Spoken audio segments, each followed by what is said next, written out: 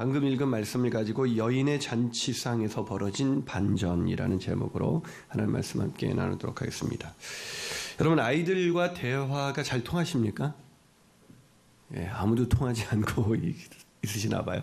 자, 아이들과 대화를 잘 통하려면 공감을 잘 해줘야 된다 그러죠. 공감. 그래서 뭐뭐 하구나라는 군화 화법을 잘 사용해야 한다고 합니다. 예를 들면 네가 참 힘들었겠구나.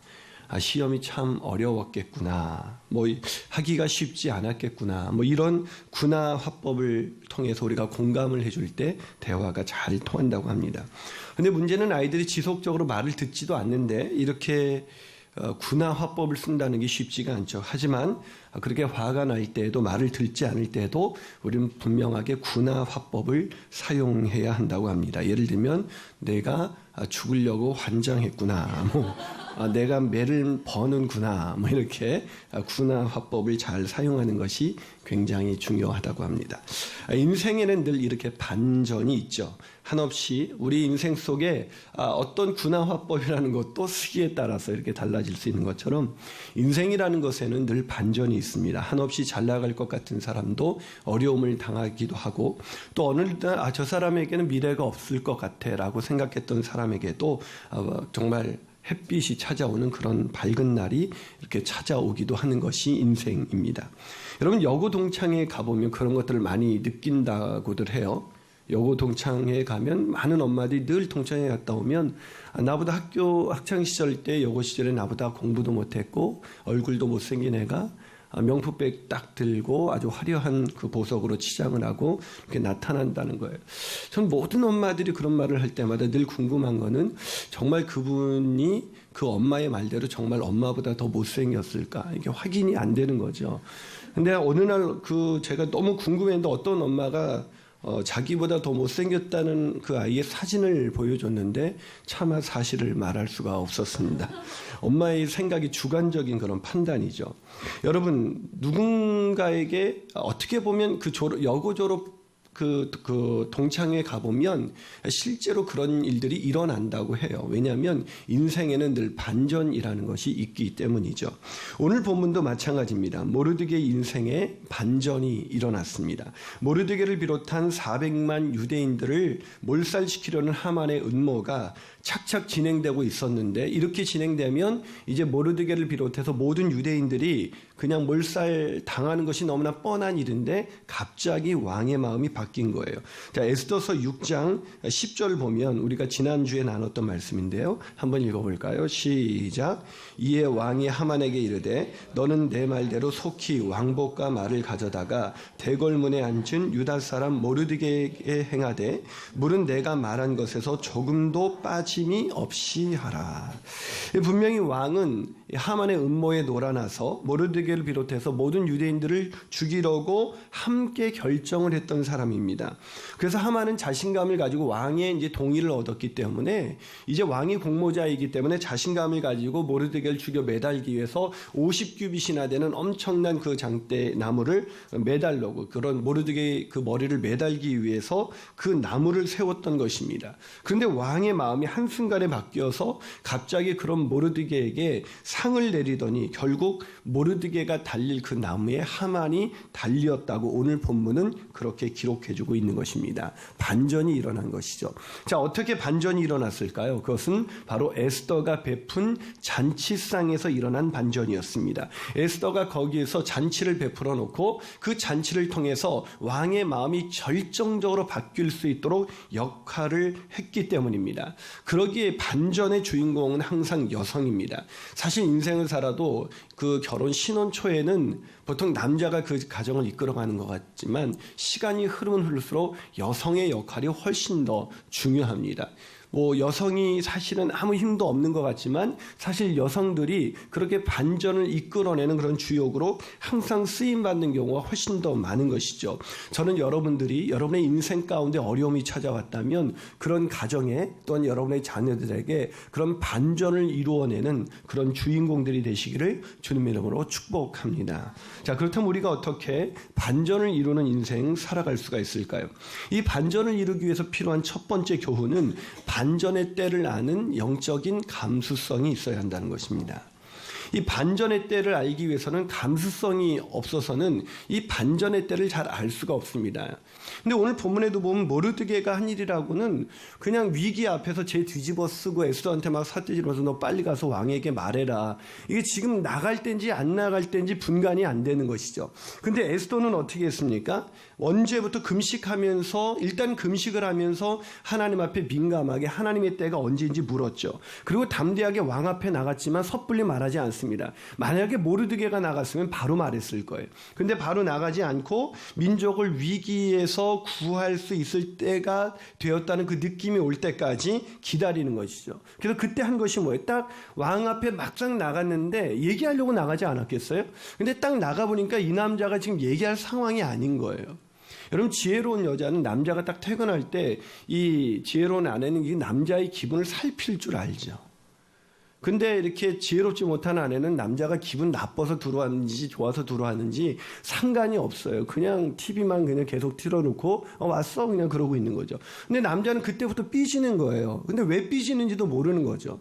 근데 이 지혜로운 이 에스더는 딱 왕 앞에 나가보니까 왕이 지금 자신의 마음속에 그 얘기를 할 때가 아닌 거예요. 너무 지쳐있는 거예요, 이 남자. 그래서 왕을 위해서 잔치를 베풀겠다고 말하고 있습니다.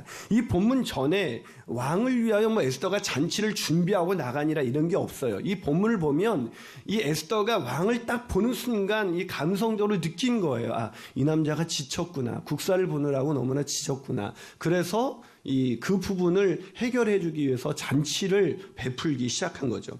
그러니까 이 왕이 얼마나 그 마음이 흡족했으면 에스더서 5장 5절은 이렇게 기록하고 있습니다. 한번 읽어볼까요? 시작. 왕이 이르되 에스더가 말한 대로 하도록 하만을 급히 부르라 하고 이에 왕이 하만과 함께 에스더가 베푼 잔치에 가요. 급히 하만을 불러서 갑니다. 얼마나 그 마음을 에스더가 알아주었으면 이 왕이 이렇게 신나서 뛰어가는 모습을 보여줄 수가 있을까요? 사랑 여러분, 이 정말 감성이 이렇게 지수가 좋은 사람들은 상대방의 표정부터 이렇게 살피는 사람이에요. 그런데 이렇게 와서 왕이 이렇게 흥겹게 노는 모습을 보니까 에스더의 마음이 또 어땠어요? 또 짠해지기 시작했습니다. 아, 이 남자가 정말 힘들었구나. 그래서 너무나 기쁜 그 잔치에서 기뻐하는 왕의 마음을 보면서 또 한 번 왕을 위해서 잔치를 베풀 테니까 다시 와달라고 구하는 것이죠. 계속 네가 필요한 게 뭐냐, 네 소청이 뭐냐라고 자꾸 물어도 이 에스더는 자꾸 왕의 마음이 흡족해질 때까지 그 마음을 살피는 거예요. 그야말로 왕을 들었다 놨다 계속 하는 거죠. 자, 이제 이 본문 2절을 이걸 보고 웃는 분들은 하여튼 개콘과 함께 사시는 분이에요. 자, 본문 2절을 한번 읽어볼까요? 자, 본문 2절 읽습니다. 시작. 왕이 이 둘째 날 잔치에 술을 마실 때 다시 에스더에게 물어 이르되 왕후 에스더여 그대의 소청이 무엇이냐 곧 허락하겠노라. 그대의 요구가 무엇이냐 곧 나라의 절반이라 할지라도 시행하겠노라. 자, 왕이 몇 번째 이야기를 하는 거예요? 세 번째입니다. 이제 3세번이 된 거죠. 자, 그런데 왕의 말투에서 에스더가 드디어 이제 왕의 마음이 완전히 채워졌다는 것을 알게 된 거예요. 그 느낌이 온 것이죠. 사실은 왜 아니겠어요? 어젯밤 무슨 일이 있었습니까? 역대일기를 잠이 안 와서 역대일기를 읽다가 이 모르드게가 자기의 생명을 위협하는 사람을 알려줘서 에스더에 의해서 그 말이 전달됐다는 것. 즉 에스더와 모르드게에 대한 또한 미담이 알려지면서 지금 왕의 마음은 완전히 에스더에게 푹 빠져 있는 그런 상태였던 것입니다. 바로 그 상태를 딱 느끼는 순간 바로 이때구나. 그래서 바로 이때가 왕에게 말해야 할 때라는 것을 정확히 알게 된 것이죠. 사랑 여러분, 사실은 계속 우리가 인생을 살다 보면 이 부부가 잘 사는 사람들을 보면 서로 때를 아는 경우는 참 잘 살아요. 이쪽이 좀 힘들 때 이쪽이 좀 참아주고 또 거꾸로 이쪽이 힘들 때 이쪽이 참아주고 그러면 잘 하는데 서로 내 기분만 알아주고 내 상황만 알아달라고 하는 그런 가정들은 굉장히 어려움을 많이 겪게 되죠. 사랑 여러분, 우리 인생 속에서 이 때를 아는 감성, 이 감수성이 굉장히 중요한 것입니다. 바로 그런 감성을 갖고 있을 때 우리 인생에 다가온 그 어려움을 바꾸어 버릴 수 있는 그런 하나님의 은혜를 경험할 수가 있는 것입니다. 자, 그 반전이 여러분의 가정 가운데 일어나기를 주님의 이름으로 축복합니다. 한 발 더 나가서 우리가 어떻게 반전을 이루는 인생을 살 수가 있을까요? 그 두 번째 비결은 반전의 때에 용기 있게 나가야 합니다. 여러분, 감성지수가 높은 사람에게는 여러 가지 장점이 있는데요. 그 중에 한 가지 장점이 현실을 객관적으로 볼 수 있는 것이라고 합니다. 이 위기를 만날 때 이것이 굉장히 중요합니다. 위기가 되면 사람들이 위기 때문에 무너지는 것이 아니라 그 현실을 과장해서 해석하기 때문에 그 현실을 직시하지 못하고 너무 크게 생각하기 때문에 그냥 오히려 두려움에 의해서 그냥 판단 능력을 상실해 버리는 것입니다. 이런 이야기가 있잖아요. 에피소드가. 어떤 사람이 길을 가다가 재난과 두려움을 만났습니다. 그 사람이 재난에게 물어봤습니다. 재난아, 너 어디 가니? 그러자 재난이 대답했습니다. 나 지금 사람 1만 명을 죽이러 가. 그러자 그 사람이 말했습니다. 와, 너 혼자 1만 명을 죽여? 그러자 재난이 이렇게 대답했습니다. 아니, 나는 100명밖에 못 죽여. 나머지는 두려움이 죽일 거야. 여러분, 무슨 말입니까? 우리 인생에서 고난이 다가올 때 사실 고난 때문에 우리가 무너지기보다는 그 고난으로 인한 두려움 때문에 우리가 무너진다는 것입니다. 우리 아이가 이렇게 가다가는 어떻게 될까? 자꾸 상상을 하는 거예요. 부정적인 상상을 계속하는 거죠. 이렇게 되면 얘는 학교도 못 가게 될 거고, 학교를 못 가게 되면 뒤처지게 될 거고, 낙오자가 되면 이 아이가 어떻게 하지? 그래서 부정적인 상상이 계속 이렇게 펼쳐지면서 두려움은 같이 커지는 것이죠. 그러니까 이 겁없이 이렇게 나가야 할, 자기가 할 수 있는 일이 있음에도 불구하고 용기 있게 나가서 그 일을 해결을 하지 못하는 것입니다. 그런데 오늘 본문에 있는 감성지수가 아주 탁월했던 이 에스더는 현실을 직시하는 데서 오는 용기를 가지고 있었습니다. 자, 과연 그런지 본문 3절을 한번 읽어볼까요? 자, 본문 3절입니다. 읽습니다. 시작. 왕후 에스더가 대답하여 이르되 왕이여, 왕이 좋게 여기시면 내 소청대로 내 생명을 내게 주시고 내 요구대로 내 민족을 내게 주소서. 여러분, 여기서 참 왕후 에스더가 대답하여 이르되 드디어 말을 시작하잖아요. 감동이 오지 않습니까? 감동이 안 오잖아요. 이렇게 감성지수가 다 완전히 메마르신 분들 앞에 매주 수요일날 쓴다는 게 참 고통이에요. 이게 거의 이렇게 보면 저는 이게 분명히 어머님 기도회인데 아버지 기도회, 심지어 할아버지 기도회가 아닌가라는 그런 느낌, 뭐 초연한 눈빛, 뭘 얘기해도 난 반응 없다, 뭐 이런 눈빛으로 보이고 있는데, 여러분, 이게 에스더가 그냥 대답했다, 그냥 평범한 대화를 한 게 아니에요. 지금 자신의 목숨을 걸고 대답을 시작한 거예요. 여러분, 이거는 여인의 용기죠. 결정적인 순간에 아무도 나갈 수 없을 때 이런 겁니다. 골리앗이 막 이스라엘을 위협하고 있을 때 아무도 나가지 못할 때 다윗이 용기 있게 나가는 장면과 똑같은 거예요. 아무도 이 유대 민족을 위해서 구원할 수 있는 사람이 아무도 없을 때 드디어 에스더가 이제 그 탁월한 감성을 통해서 때가 왔다는 걸 알고 용기 있게 자신의 목숨을 걸고 말을 하기 시작한 것입니다. 얼마나 이게 어려운 일이었을까요? 왕은 이 일의 공모자였습니다. 다시 말해서 왕의 잘못을 지적하는 행위일 수 있는 겁니다. 그렇기 때문에 이것 때문에 이렇게 딱 말하는 순간 왕이, 야, 너 그것 때문에 여지껏 나한테 잔치 베풀어 준 거야? 너 그래서 나한테 잘했구나. 어쩐지 네가 처음에 나올 때부터 이상하더라. 내가 부르지 않았는데 나왔던 거 너 바로 나를 위해서가 아니라 이것 때문에 네 민족 살리려고 온 것이구나. 이렇게 말할 수 있는 충분한 상황이었어요. 그러나 이 왕후 에스더가 그런 모든 위험한 상황에도 불구하고 그렇게 담대하게 말했다. 무슨 말입니까? 현실 감각을 갖고 있었기 때문에, 그래, 여기서 말하지 않으면 더 이상 내가 용기 있게 말할 수 있는 기회는 없을지도 몰라 하고 용기 있게 나가서 말을 할 수 있었던 것입니다. 여러분, 우리가 그 자녀들을 양육하면서 또 가정을 이끌어가면서 때로는 누군가에게 말을 해야 될 때 말을 정확하게 할 필요가 있을 때가 있습니다.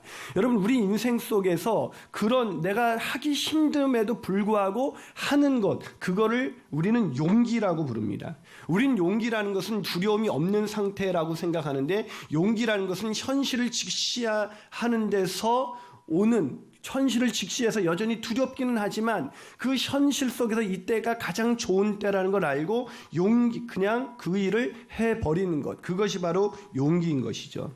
그래서 용기의 저자 유영만 씨는 이렇게 말합니다.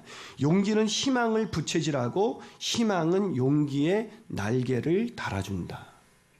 감동이 오지 않습니까? 예. 다시 용기는 희망을 부채질하고 희망은 용기의 날개를 달아준다. 사랑하는 여러분, 상황을 반전시키고 싶습니까? 그렇다면 이 용기는 남자에게만 있는 어떤 남자의 전유물이 아니라 오히려 감성이 예민한 그 여성이 오히려 발휘할 수 있는 능력인 것입니다. 그 용기 있는 능력을 가지고 여러분의 자녀들을 위해서, 여러분의 가정을 위해서 용기 있게 나가셔야 될 때 그렇게 나가서 그런 반전의 드라마를 써가시는 저와 여러분이 되시기를 주님의 이름으로 축복합니다. 마지막으로 우리가 어떻게 반전을 이루는 그런 인생을 살 수가 있을까요? 반전의 때에 지혜를 발휘해야 합니다. 여러분, 반전의 드라마를 써가기 위해서는 이 감성과 용기가 필요하다라고 말씀드렸죠. 하지만 감성과 용기만 가지고 나간다고 해서 되는 것은 아닙니다. 무엇이 필요할까요? 그 감성과 용기가 아름다운 결실을 맺을 수 있도록 지혜를 발휘해야 합니다. 여러분, 에스더가 그랬습니다. 에스더는 자신에게 그렇게 기운 왕의 마음을 확인하고 현실을 직시하는 용기를 갖고 있었습니다. 그렇다고 해서 무조건 그냥 말을 확 내뱉었던 것이 아니라는 것을 기억하십시오. 여러분, 가장 여성에게 가장 중요한 것은 사실은 그런 감성과 용기도 필요하지만 그 감성과 용기가 왜 여성에게는 잘 이렇게 특히 용기가 보이지 않는 것처럼 느껴지냐면 그것이 지혜라는 옷으로 잘 부드럽게 다듬었기 때문입니다. 그래서 지혜로운 사람은 아무리 용기 있게 할 말을 해도 그 말이 상대방에게 부담스럽게 느껴지거나 상대방을 힘들게 느껴지도록 말하지 않습니다. 근데 요즘 엄마들은 보면 무서워요. 남편한테 말할 때 너무 용기 있게 나가셔서 남편을 완전히 쥐잡듯이 하는 그런 너무나 용기 있는 엄마들이 너무너무나 얼마나 많은지 모르겠습니다. 왜 뭐가 필요한 거예요? 지혜가 필요한 것이죠. 뭘 이렇게 하려면 여보 거기다 벗어놓으면 안 된다 그랬잖아. 이건 용기가 아니에요.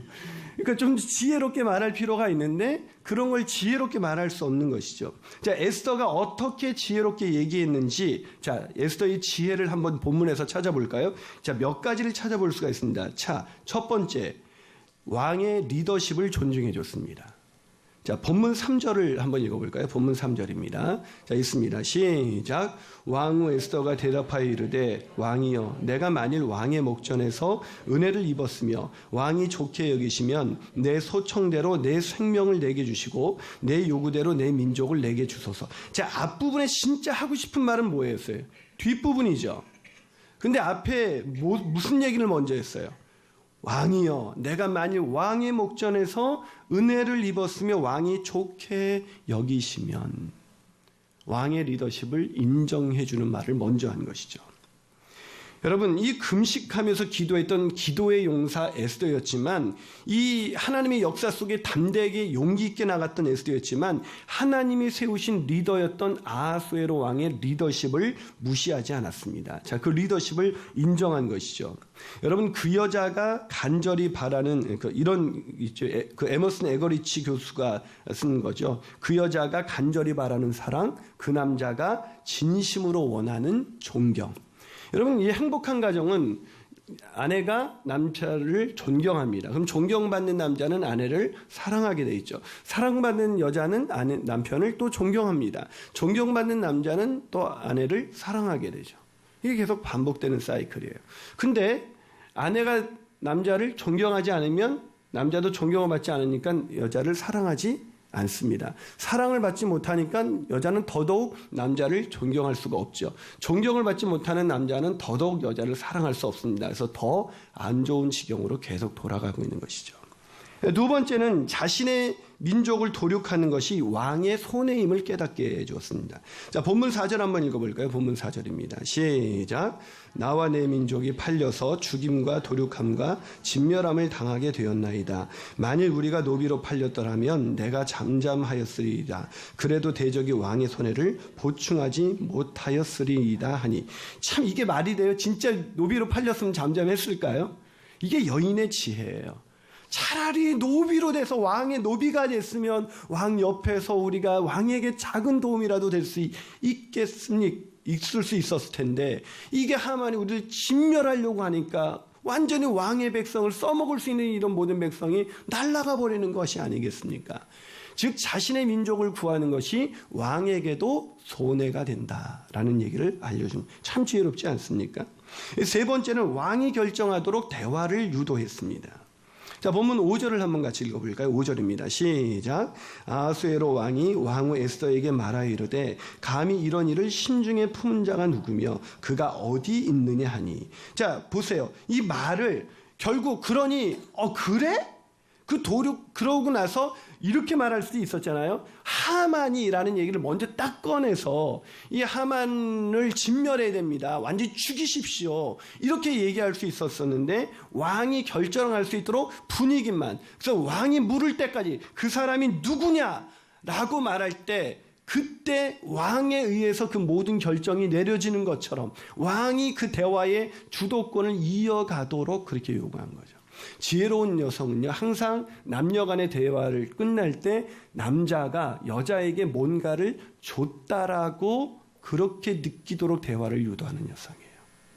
근데 늘 남자를 가르치는 여성이 있어요. 당신 다 좋은데 이거 하나 모자란 거 알지? 그거만 고치면 내가 굉장히 좋아해 줄 텐데 뭐 이러면서 이거 우리 남편. 심지어 제가 제일 어려운 순간은 언제냐면 부부를 제가 신방을 했는데 제 앞에서 자기 남편을 깎아내리는 경우예요. 그때는 정말 피하셔야 돼요. 우리 남편이 다 좋은데 신앙생활을 잘 안 하잖아요. 목사님 아시죠? 좀 어떻게 좀 해줘 보세요. 그게 안 좋은 거예요.